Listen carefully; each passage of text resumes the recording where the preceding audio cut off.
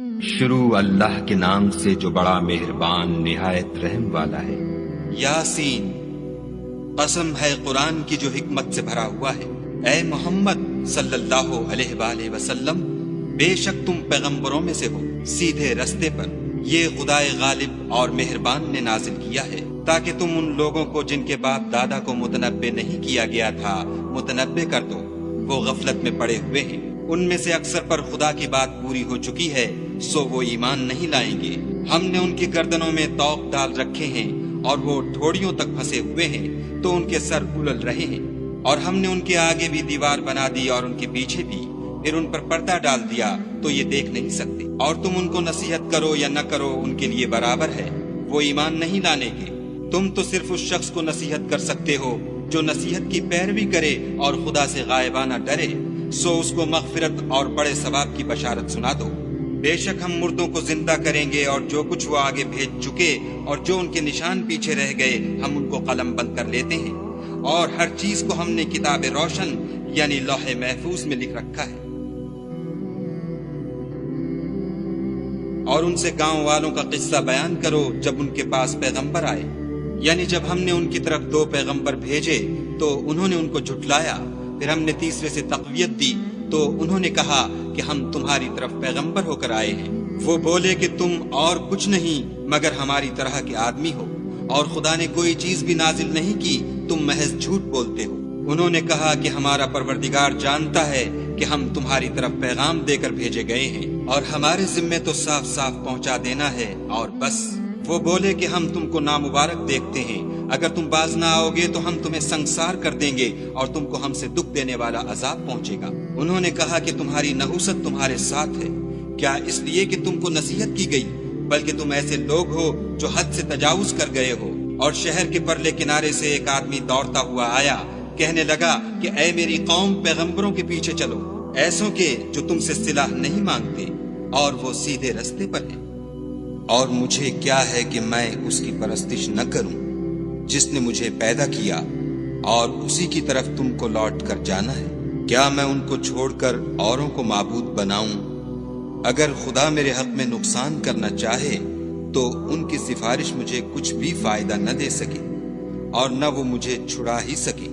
تب تو میں صریح گمراہی میں مبتلا ہو گیا۔ میں تمہارے پروردگار پر ایمان لایا ہوں، سو میری بات سن رکھو۔ حکم ہوا کہ بہشت میں داخل ہو جا۔ بولا کاش میری قوم کو خبر کہ خدا نے مجھے بخش دیا اور عزت والوں میں کیا، اور ہم نے اس کے بعد اس کی قوم پر کوئی لشکر نہیں اتارا، اور نہ ہم اتارنے والے تھے ہی۔ وہ تو صرف ایک چنگھاڑ تھی آتشیں، سو وہ اس سے ناگہاں بجھ کر رہ گئے۔ بندوں پر افسوس ہے کہ ان کے پاس کوئی پیغمبر نہیں آتا مگر اس سے تمسخر کرتے ہیں۔ کیا انہوں نے نہیں دیکھا کہ ہم نے ان سے پہلے بہت سے لوگوں کو ہلاک کر دیا تھا؟ اب وہ ان کی طرف لوٹ کر نہیں آئیں گے، اور سب کے سب ہمارے روبرو حاضر کیے جائیں گے۔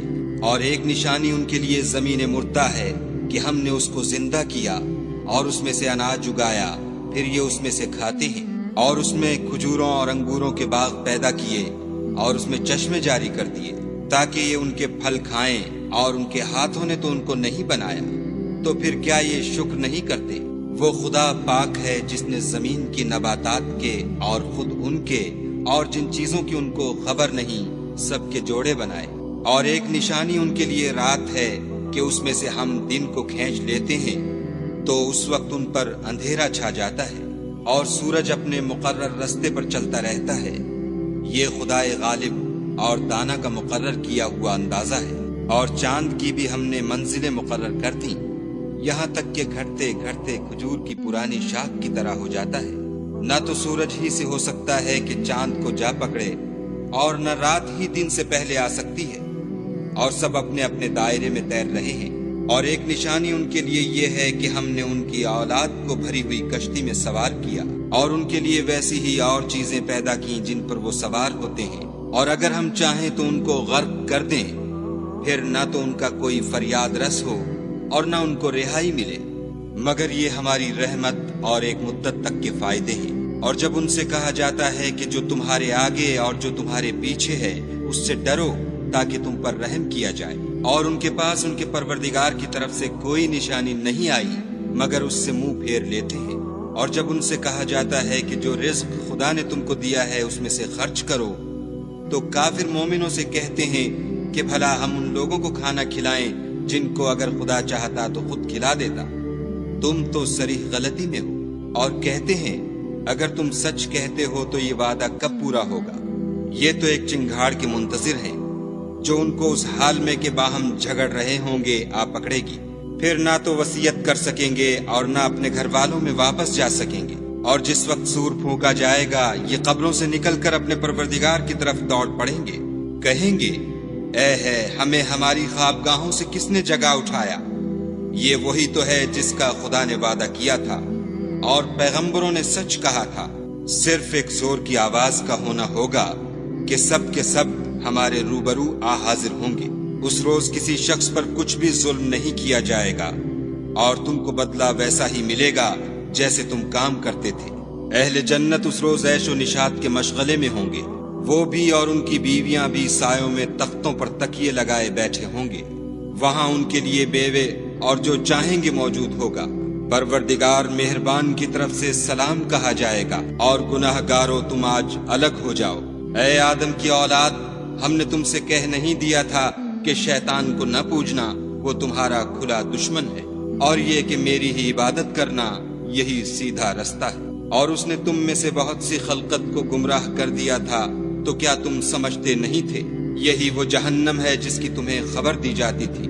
سو جو تم کفر کرتے رہے ہو اس کے بدلے آج اس میں داخل ہو جاؤ۔ آج ہم ان کے منہوں پر مہر لگا دیں گے اور جو کچھ یہ کرتے رہے تھے ان کے ہاتھ ہم سے بیان کر دیں گے اور ان کے پاؤں اس کی گواہی دیں گے۔ اور اگر ہم چاہیں تو ان کی آنکھوں کو مٹا کر اندھا کر دیں، پھر یہ رستے کو دوڑیں تو کہاں دیکھ سکیں گے؟ اور اگر ہم چاہیں تو ان کی جگہ پر ان کی صورتیں بدل دیں، پھر وہاں سے نہ آگے جا سکیں اور نہ پیچھے لوٹ سکیں۔ اور جس کو ہم بڑی عمر دیتے ہیں تو اسے خلقت میں اوندھا کر دیتے ہیں، تو کیا یہ سمجھتے نہیں؟ اور ہم نے ان پیغمبر کو شعر گوئی نہیں سکھائی اور نہ وہ ان کو شایع ہے، یہ تو محض نصیحت اور صاف صاف قرآن پر از حکمت ہے، تاکہ اس شخص کو جو زندہ ہو ہدایت کا رستہ دکھائے اور کافروں پر بات پوری ہو جائے۔ کیا انہوں نے نہیں دیکھا کہ جو چیزیں ہم نے اپنے ہاتھوں سے بنائیں ان میں سے ہم نے ان کے لیے 4 پائے پیدا کر دیے اور یہ ان کے مالک ہیں، اور ان کو ان کے قابو میں کر دیا تو کوئی تو ان میں سے ان کی سواری ہے اور کسی کو یہ کھاتے ہیں، اور ان میں ان کے لیے اور فائدے اور پینے کی چیزیں ہیں، تو کیا یہ شکر نہیں کرتے؟ اور انہوں نے خدا کے سوا اور معبود بنا لیے ہیں کہ شاید ان سے ان کو مدد پہنچے، مگر وہ ان کی مدد کی ہرگز طاقت نہیں رکھتے، اور وہ ان کی فوج ہو کر حاضر کیے جائیں گے۔ تو ان کی باتیں تمہیں غمناک نہ کر دیں، یہ جو کچھ چھپاتے اور جو کچھ ظاہر کرتے ہیں ہمیں سب معلوم ہے۔ کیا انسان نے نہیں دیکھا کہ ہم نے اس کو نطفے سے پیدا کیا، پھر وہ تڑاک پڑاک جھگڑنے لگا اور ہمارے بارے میں مثالیں بیان کرنے لگا اور اپنی پیدائش کو بھول گیا، کہنے لگا کہ جب ہڈیاں بوسیدہ ہو جائیں گی تو ان کو کون زندہ کرے گا؟ کہہ دو کہ ان کو وہ زندہ کرے گا جس نے ان کو پہلی بار پیدا کیا تھا، اور وہ سب قسم کا پیدا کرنا جانتا ہے، وہی جس نے تمہارے لیے سبز درخت سے آگ پیدا کی، پھر تم اس کی ٹہنیوں کو رگڑ کر ان سے آگ نکالتے ہو۔ بھلا جس نے آسمانوں اور زمین کو پیدا کیا، کیا وہ اس بات پر قادر نہیں کہ ان کو پھر ویسے ہی پیدا کر دے؟ کیوں نہیں؟ اور وہ تو بڑا پیدا کرنے والا اور علم والا ہے۔ اس کی شان یہ ہے کہ جب وہ کسی چیز کا ارادہ کرتا ہے تو اس سے فرما دیتا ہے کہ ہو جا، تو وہ ہو جاتی ہے۔ وہ ذات پاک ہے جس کے ہاتھ میں ہر چیز کی بات چاہت ہے، اور اسی کی طرف تم کو لوٹ کر جانا ہے۔